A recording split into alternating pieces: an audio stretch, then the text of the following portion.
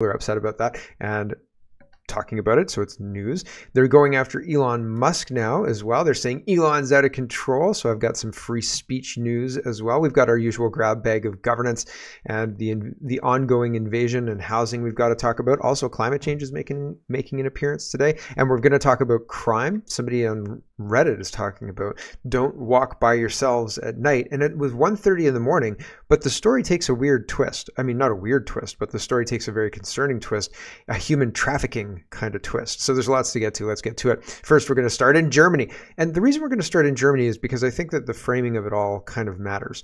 And it matters. So Wall Street Silver says, is the system broken? The White House, we're unable to track $6.2 billion sent to Ukraine. California, we're unable to track $24 billion spent to combat homelessness. The Pentagon, we're unable to track $2.3 trillion of military spending. That was the day before 9/11, wasn't it? The U.S. Treasury, we're unable to track $5 trillion of pandemic spending. The IRS, we know you sent $601.57 to your friend. You better report it or you're going to jail. This is the definition of a broken system. So isn't that interesting? And I feel like in Canada, we have a similar system of accounting, whereby we spend a lot of money and it's not clear why we're spending the money. And it seems like it's a waste of money and there's no way to hold anybody accountable or even really follow the trail in a proactive way. So it seems like we're being bamboozled.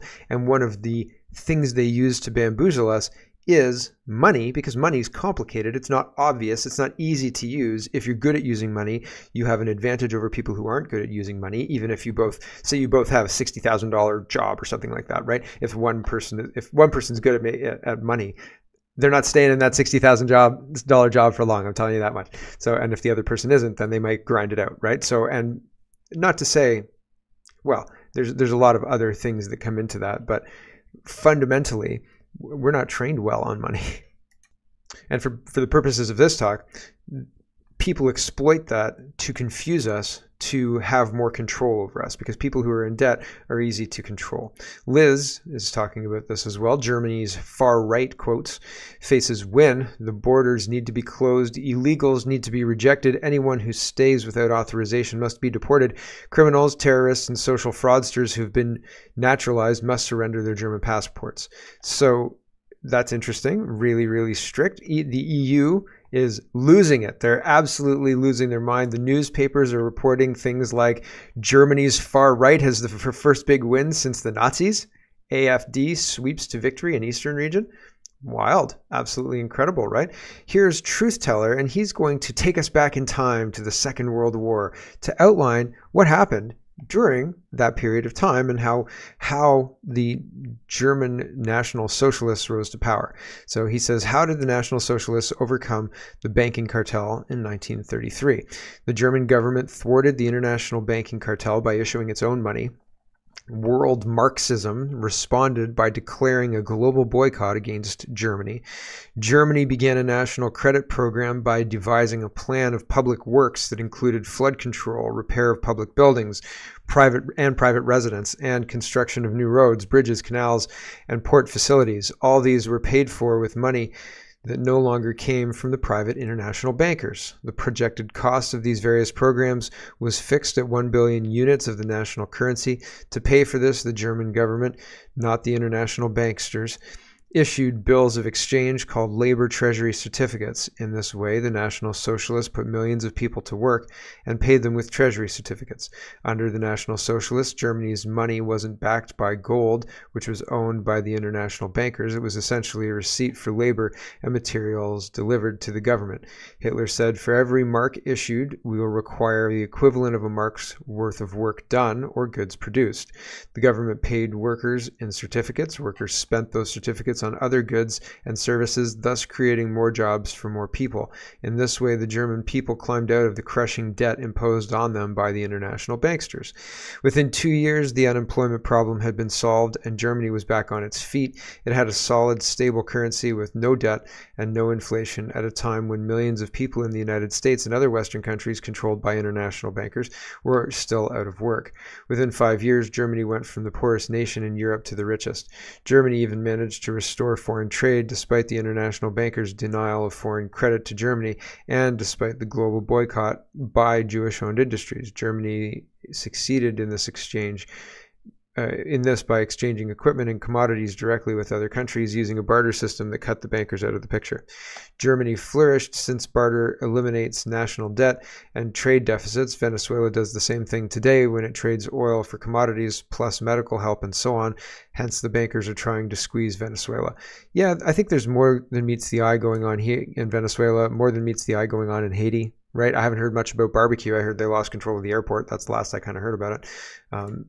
And Canada pretends we're on the good side, the right side of history for all this. And this is history. I'm not trying to say anything other than historically I believe this to be accurate. I used to listen to Dan Carlin's Hardcore History, and he went on a World War II, and he does like 2 and 3 hour podcasts, and they're great. They're really, really interested, well researched, referenced, really, really good, worth your time if you're a history kind of person. I used to drive longer distances daily and I'd get bored easily, and Dan Carlin would release like a 2.5 hour, 3 hour podcast about a specific battle in the Second World War, and I would listen to it and I would think, this is really good. So anyway, fundamentally what I'm trying to say is I'm not trying to pass judgment one way or the other. This is what he did. This is what happened. Okay. And like, this is the roadmap to get out of the trap we're currently in.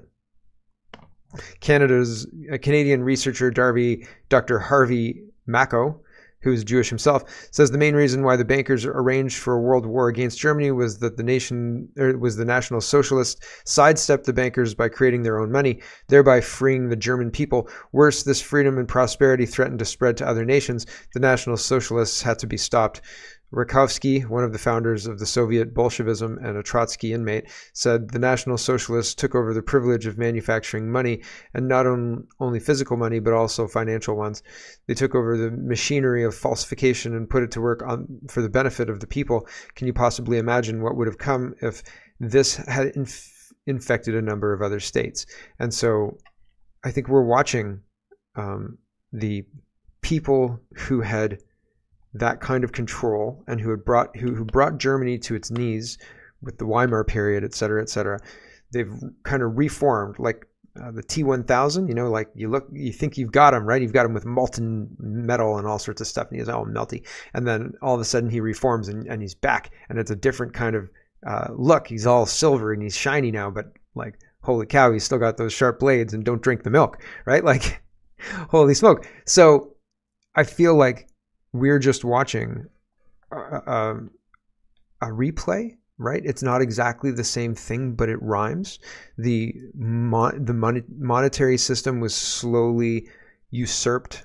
The monetary system was inflated to the point of being confusing, and then the stock markets and ownership of companies and boards and democracy has been used as buzzwords and ways of adding control to this new corporate entity that was born out of the failure to take over when Germany did what they did, right? To break all of that up and starting the Second World War, right? When obviously they turned terrible and bad, right? Like, or whatever. Got to read some history. But anyway, James Melville is sharing this. He says it's no coincidence that we're in a perpetual state of crisis. Yeah, like it seems like we keep doing this whole thing. This dance seems to go round and round. This guy's got his finger on the pulse. I'm going to simplify another conspiracy for you once again. Okay, so let's say you're BlackRock. You're in control of 40% of the investable assets globally. You're heavily invested in literally every aspect of life. The food industry, medical industry, weapon industry, transportation, the media, everything. By the way, this isn't a conspiracy. This is public data that anyone can find. So once you have all this power, you need to increase demand in order to keep the economy going. What are you gonna do? Well, you're gonna create a crisis. Because you cannot have a $90 billion weapon industry without a war. You cannot have demand for green energy without a climate crisis. You cannot sell a vaccine without a pandemic. And you cannot create media traffic without drama. It's an entire ecosystem controlled from the upper class, and it's no coincidence we're in a perpetual state of crisis. I'm going to simplify another conspiracy for you. Right? So the perpetual state of crisis keeps us in a perpetual state of fight or flight, a perpetual state of being easy to manipulate, and also being fed with drama all the time with television shows like Judge Judy or Jersey Shore or Big Brother or Survivor. All of these things play into this whole broader mechanism of being distracted with bullshit problems like, oh, who's going to win this game show, who's going to, whatever. So even when you're trying to be entertained, you're still being prepped for this kind of framing of the world, right? Does that make sense? And then they can use that to continually keep us under control and never focusing on the thing that's actually the source of the problem, right? And so in that way, they keep power for themselves. The Globe and Mail is reinforcing all of this. They're reporting the far right state win shakes Germany's fragile coalition. So it can't stand, obviously. They've got to figure out a way to fix this. Oh, wait, hold on, fixed it. Naomi's sharing this. The AfD and the CDU lose 1 seat each, whereas the Green Party and the SPD win 1 seat each. How convenient. State election result in Saxony is corrected, 10:35 a.m. So that's just recently, I guess, a couple of hours ago, but this was reported like an hour before I'm recording this. She says, the election result in Saxony is being corrected. There was an announcement by the election management on Monday morning. The background is a calculation error, C 8:18 a.m., which, according to the election management, was caused by a software error. Oh, shucks. The AfD lost. The AfD, thus loses 1 seat and only gets to 40 seats, and thus also misses the target blocking minority for which 41 seats would be necessary. Shucks, eh? The CDU is also losing a seat. In return, the Greens and the SPD get 1 more seat. So there you go. Shucks, can't have that. You can't have these people who we don't like getting into a position to block our legislation that we want to push through, despite what the people want, right? So no, can't have that. And they fixed it. Pretty wild. We've got a grab bag of governance that we'll go through. And first, Pierre Poilievre is talking about common sense conservatives bringing back manufacturing to Canada. He says, our workers, our soil, under our flag. And this is campaigning, but I mean, it's Labor Day. So, and again, I'm not endorsing Poilievre. This is just a Canadian politics show, and this is what he's talking about. If I'm concerned that he's going to be actually worse on immigration than Justin Trudeau might be, but Justin Trudeau's been awful, and I feel like even though they're saying they're going to reduce immigration, they're still going to increase immigration this year. It's going to be a net increase over 23, and so that's interesting. Anyway, here's Poilievre for 30 seconds. We want this to be the best place in the world to invest in a new steel mill, dig a new mine, hire another worker. We will bring home powerful paychecks and production to this country. Very simply, we want these products made by our workers on our land under our flag. That is what it means to bring it home. Thank you very much. We'll see. We'll see. He's saying, we don't want Chinese steel imported, et cetera, but good luck if you have electricity prices that are 4 and 5 times what they are now. Are you going to be able to keep and are you going to be able to keep the steel mills open, right? If you're not allowed to use what they're using now to create the temperatures, and you have to use electricity or whatever, it's not going to be cost effective to run the damn thing, as far as I understand it, right? So we'll see. We'll see. Everybody's talking to the steelworkers and or other unions, etc., to bolster their support. Andrew Shear says Singh has no mandate from the people to prop up Trudeau, cover up his corruption, and help him ram through his wacko agenda. It's time Singh put Canadians first, not his own pension. And National Post headline says no one voted for you to keep Trudeau in power. So that's Poilievre talking to Jagmeet Singh. Will this result in an early election? I wouldn't hold my breath. I wouldn't wait for that. It's not likely, but hey, I'd love to be wrong. Sure, I'd love to be wrong. Pierre Poilievre said they said drug consumption sites next to grade schools were safe. Money printing would not cause inflation, and catch and release would lower crime. The opposite happened. When someone's predictions are always proven wrong by results, How can they be experts? National Post says, Pierre Poilievre is right. The experts aren't worth listening to. They keep advancing their own political agendas. Yeah, they're not experts. They're ideologues paid for by government who want an outcome, and the government pays for that outcome, right? So they're not experts. They're anything but.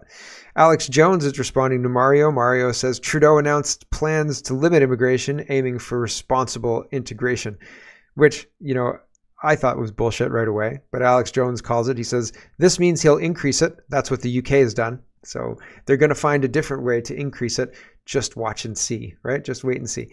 It's unfortunate, but I don't think Alex Jones is wrong there.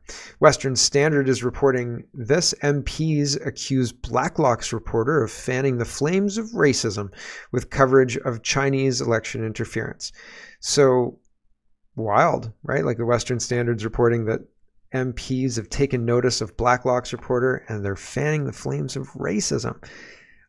I am interested if Blacklock's reporter or any of the reporters who work there are concerned about the recent jailing of United Kingdom people who are against immigration and against the invasion of the United Kingdom, them being locked up. I wonder if they're worried that any of those kind of arrests are coming here. I wonder if Kean, right? Like Kean, who hangs out with Justin Trudeau on private islands and sits beside Chrystia Freeland on airplanes, is worried about it, or Rebel News. I think, are they trying to put Ezra in jail? I don't know. He blocked me because I didn't agree that there was no history before October 7th. But regardless, it's interesting. All of these places that are, I think, honestly, just genuinely trying to bring people the side of the story that is being censored on regular Canadian news. I wonder if they're worried at all about that. Sometimes I think maybe they'll try and arrest me, but on other times I think I just do a funny show about Canadian politics where I pull faces and like, it's like, do you guys know who Ali A is? So he's a streamer, and my kids found him, and he does reaction videos. And so like on this panel of the screen is a video of something happening, somebody falling into something or making a crazy trick shot or whatever. And he goes, oh, isn't that funny? Oh, that's great. And then he talks about why it's great and whatever. And basically I view myself as a reaction video for Canadian news. Like, this is my version of, oh, isn't that funny? Like, basically that's it. Maybe it's a little bit more sophisticated than that, but basically that's how I explain to my kids what I do. They're like, what's your show about? I'm like, you can watch it when you're older if you're interested. This is why we don't have 2-hour-long dinners, kids, where I tell you about all the problems of the world.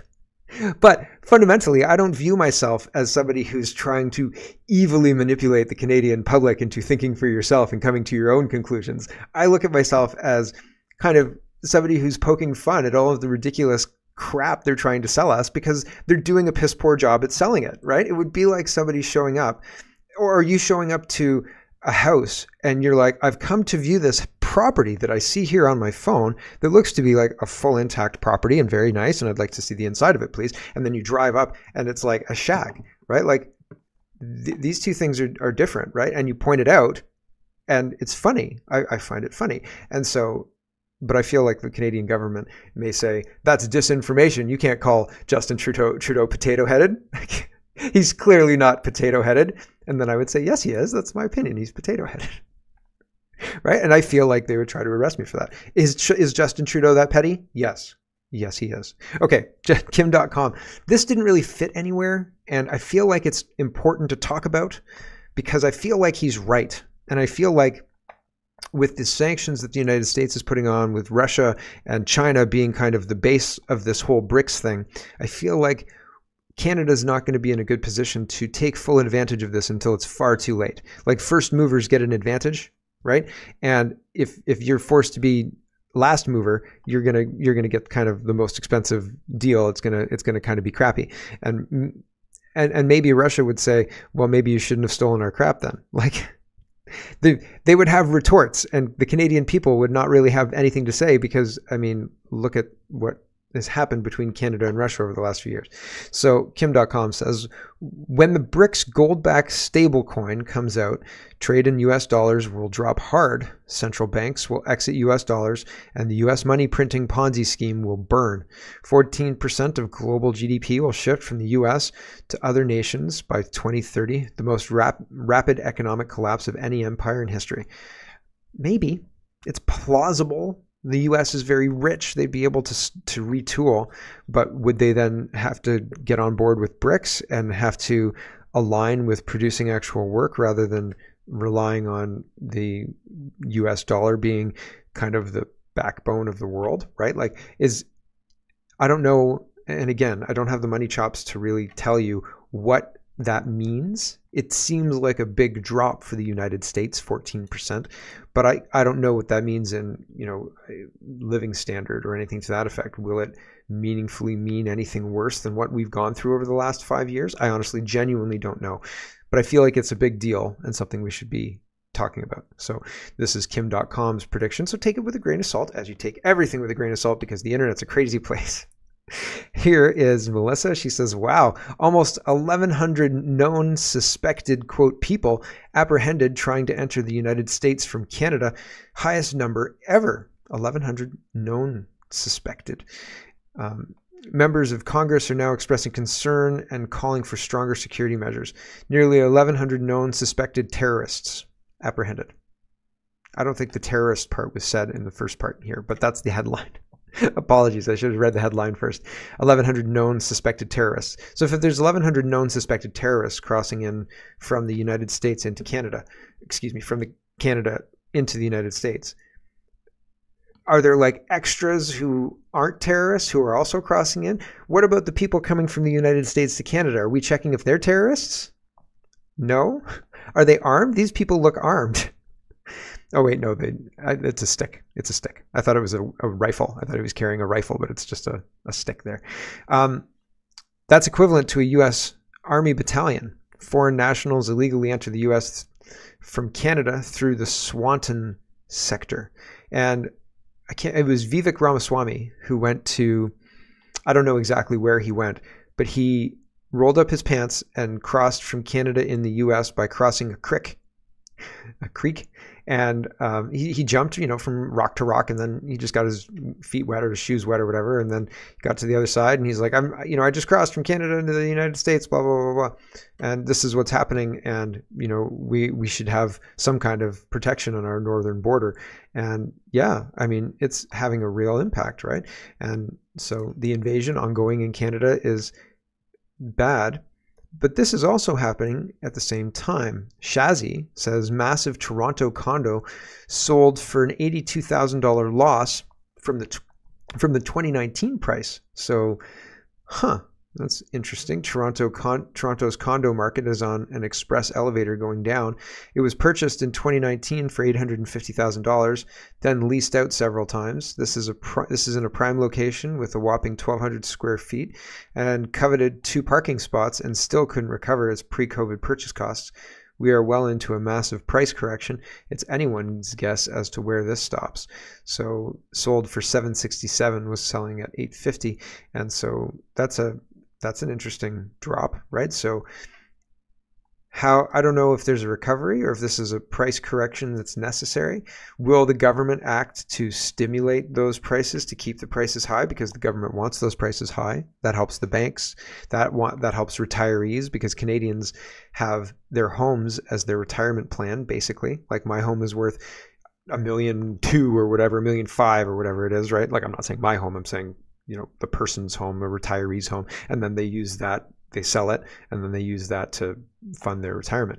And that's like what Canadians do. So if you come into and tell them, sorry, you're going to have to take a 50% haircut, they're going to say, oh, that's not great. Like they're not going to like that, right? So the retirees who are looking at that want as high house prices as possible, right?